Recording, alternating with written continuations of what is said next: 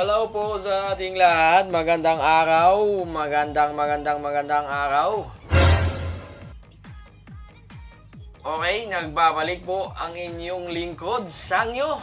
Hello po mga kasangyo natin dyan. Mga sangyo man. Gago! Hello, araw po ngayon ng... Ano bang araw ngayon? Bahala na. Shit lang pala to. Hindi to on live. I'm not on live. Okay. Hello po, Commander Tariela. At Commander pa to. Commander... ano pangalan mo? Marcolita? Hindi ko alam kung commander ka ba o ano ang posisyon mo bilang bataan ni Duterte at ni Kibuloy. Lagi nating pinapatawa si Taning. Hello po sa inyo. Magandang araw sa mga OFW natin dyan, mga nanonood sa atin. Hello po sa inyo. Magandang araw. Politika na naman tayo. Politika. Walang katapusang politika. Walang katapusang usapan sa politika. So hello po, panoorin natin to. Tariela versus Marcoleta nagarap na sa Tricom. Tricom ba to? O sa House problem? Kahit ano yan, basta House. Isa lang naman yan eh. Mga congressman pa rin naman ng mga yan. So, ganado tayo ngayong araw, siyempre. Dahil merong isang good news, mga kababayan. Balita ko, ang ating pong pambato sa Senado ay pasok na. Hindi ko alam kung sasabihin ko ba o hindi. Pero, bahala na. So, panoorin muna natin to, mga kababayan, mga kaibigan, mga kapatid, mga ginakapatid, mga kaalyansa. Ano ba itatawag natin sa ating mga subscriber, no? Mag 25 million na tayo. Gago! So, panoorin natin to. Guys, panoorin, pagmasdan at kung kayo man na may komento, ibato nyo lang kung kahit saan. Basta maibato nyo. Huwag lang mura. Pero pwede rin. Pagmurahan naman tayo. Pero sige na, panoorin natin to. Boss Tariela at Boss Marcoleta nagarap sa House pala. Sa House. Sorry naman, sorry. Tao lang. Mga kaibigan. Thank you. Please proceed. You said that you did not say that I am a traitor, but it is in the social media. Did you take an effort to clarify that so that So, ang bungad po ni Marcoleta, mambuli. Hindi ko alam kung papalagan siya ni Tariela, di ba? you could not mislead people? Hindi ka naman, Because alam mo, Tariela, hindi ka naman iko-contempt niyan. Palagan mo! they might believe that you have said that. It is only now that you are disowning this statement.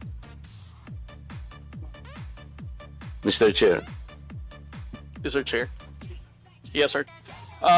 To the Honorable Marcoleta, sir. Let's put it on record. Do not use the word traitor in describing your statement that the West Siguro, Philippines... nabasa na naman ni Marcoleta, yung yung mga vlogger na naman na GD-list. Kasi, ginatungan na naman siya, nilagay doon sa caption, sa thumbnail. Marcoleta traitor. Putang ina. Yung pala, thumbnail lang yun, Boss Marcoleta. Masyado kang praning sa social media. Masyado kang praning sa mga vloggers, ha. Si Enzo lang naman katapat mo, boss.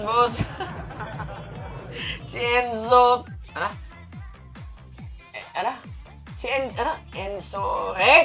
Enzo Recto. Kalaban ng katiwalian, kakampi ng mga mamamayan. Philippine Sea ay katang isip lamang po. let me read my post on X. I stand by the statement of President Bongbong Marcos when he said, ang West Philippine Sea May lamok. ay hindi katang-isip natin lamang. Ito ay atin, ito ay mananatiling atin hanggang nag-aalab ang diwa ng ating minamahal na bansang Pilipinas. Oh. Hearing someone claim Huwag kasi kayong bumoto ng mga maka-China. Kaya, nung nakasalamin, hindi ko na papangalanan. Baka mag-trending to, matawag ako eh. Tawag ako sa house, bayaki ako dyan. that the West Philippine Sea is merely a fabrication of the Philippine government is a disservice and an embarrassment to their entire party, the organization he belonged to, and even their own family. How can the one face the younger generations today and tell them that our exclusive economic zone to the west of our archipelago is non-existent, effectively giving up the fight to assert their rights as Filipinos in the West Philippine Sea? Mr. Chair, Oh. sinabi ko ba na katang-isip ng West Philippine Sea? Our best ever idol hot dog. So meaty, so juicy, so sulit pa. Commercial, putang yan. Beauty to me is joy. I choose Dior Capture because I feel like my skin has had food and that it feels glowing. Dior. Stingyawa, commercial.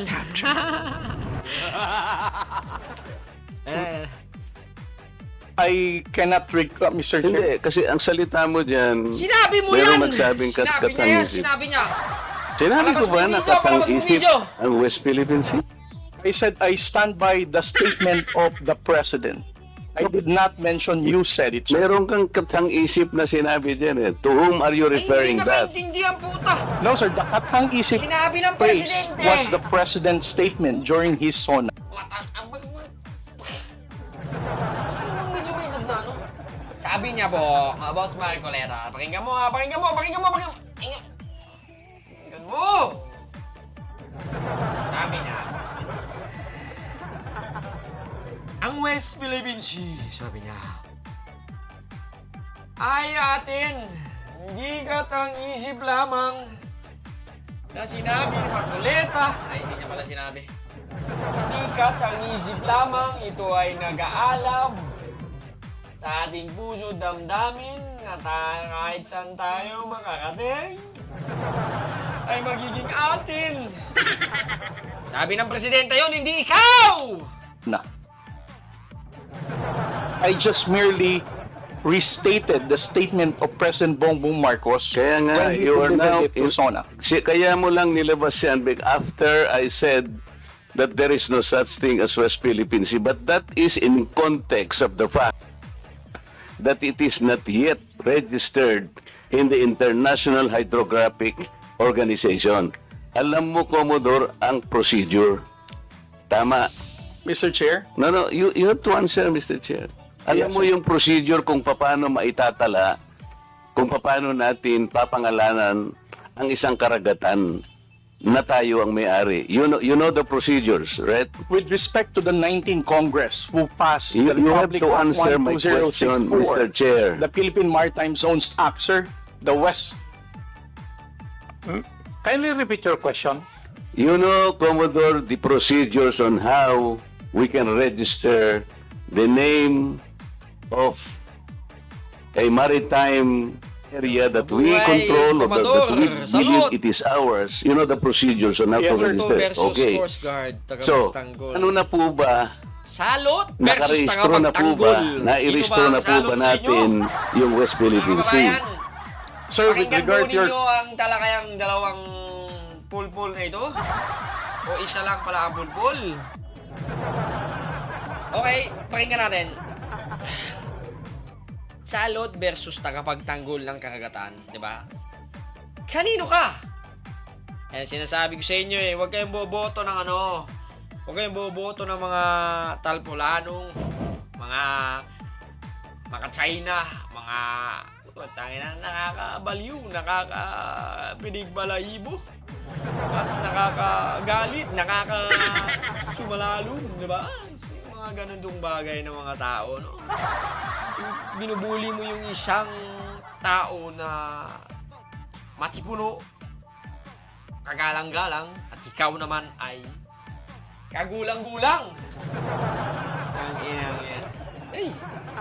Question, there must be a legislation and then submit it to the international. Oo nga, Pinasaya. meron na po tayong legislation. Ang Yes, sir. matter of fact, Lamang, baka wala ka nagagawa na po yung Congress. Kailangan po talaga yon. Yes, sir. Nagpasimula tayo sa administrative order pero kulang yon. Kaya nga po ang Congress gumawa para tulungan po kayo. Okay, sa ngayon po, sa tagal na po ng proseso, yun po yung dapat ninyong palaging gagawin. Kailangan lahat ng lakas natin gamitin, maparehistro po natin. Pero ngayon, hindi pa nakarehistro. Tama po. magsalita. Again, Yung sir. mama, binabara mo. Ano yan? Pambubuli ba yan, Boss Marcoleta? Pambubuli? Bully ka ba? Ha? Ayos lang yan. Mambuli ka na mambuli dahil nakakasiguro ako sa iyo na wala kang panalo. Pasok na pasok ka! Saan? Saan? Sa Inidoro.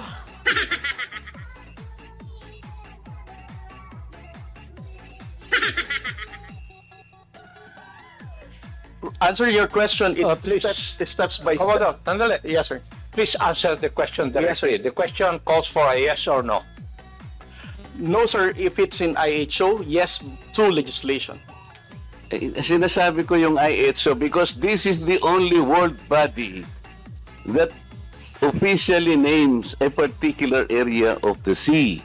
Kaya sa konteksto po ng pinag-uusapan natin, kaya ko lang nasabi, sapagkat hindi pa po nakatala, we need the international community to recognize a part of our own. Yun lang po ang punto doon, Mr. Commodore. So kung hindi pa po nakatala, tama po ako, hindi ba? No, sir. You are inconsistent. No, sir. I did not say that you're correct. I will not agree that you are correct. West Philippine Sea is our exclusive economic zone. Eh, Mr. Chair, wala tayong dispute dyan. Sinasabi ko na nga sa iyo, yung sinasabi Ito lang malinaw, no? Bakit nyo kailangan pagtalunan? Parehas naman kayong Pilipino. Parehas ang dugo nyo na nalalaytay sa inyong katawan, dugong Pilipino. Unless kung itong naka-black, dugong Chinese, dugong Malaysian, dugong Koreano. Ha? Bakit nyo kailangan pagtalunan in national television? Nakakapatak ng dugo, nakakagalit, nakakabaliw, nakakamura, nakakatakanta. Diba? Ba't kailangan nilang magtalunan ng national television? natin West Ano? Philippine Sea is our own exclusive economic zone. This is ours. You and I should fight for it until the last drop of our blood. Ang sinasabi natin dito, kagaya ng nire-request ng CICC, let us educate our people sapagkat ang alam ng mga tao, lahat tayo, ang alam natin, nakarehistro na. Ang sinasabi ko, hindi pa Regardless, po... boss, regardless, nakarehistro man na yan o hindi, basta nanalo tayo sa 19 Tribunal, nung panahon ni Pinoy, panalo tayo dyan, at kung hindi man dumating si Duterte, wala. Atin na dapat yan, lumayas na ang China dyan, pero dumating si Duterte, ibinenta ang mga karagatan, pinamigay sa mga chikwa. Nako, wala na.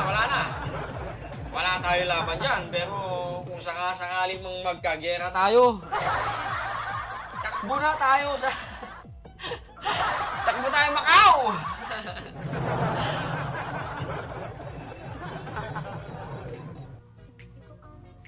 Nakakaano lang ko pakinggan mga kaibigan na panoorin, nakakatindig balahibo lang na ang atin, yung pinagtatalunan, di ba? Pangit panoorin, pero kayo, kanino kayo? Kay Tariela, na makabayan, mga tagapagtanggol ng kakagatan, kay Marcoleta, na tagapagtanggol ng sanlibutan. Kung nakarehistro, ikaw ba pwede kang mag-enroll sa isang eskwela nang hindi ka nag-register, nang hindi ka nag-enroll? You answer my question. Of course, sir, there is a Kaya nga eh. regulation. Kaya hindi pa nakarehistro, Mr. Chair. This is the only point. Regardless Let us kung not hindi pa create nakarehistro a mountain out basta of atin molehill. sa atin, Bigla alam mong ng sasabihin, mga kabayang Pilipino, in response mga to what I Pilipinas, said, atin yan, ang atin isip yan. o bla bla bla Regardless. at lumabas sa traitor. Regardless kung hindi pa Hindi ka man lang nakarehistro, hindi ka man atin lang is atin, gumawa ng atin, effort, for example, na atin. Sa amin I did pala, not say hindi sa'yo. that. Ngayon mo lang sinasabi. At amin yan, But you know, hindi sa'yo. people are bashing me. I Ikaw am nga na yung mga pro-China. China. Hindi sa'yo yan. When is the last time or the first time that I am pro-China? Tama na. Paguntugin ko kayo eh. They're coming straight in. Trust me.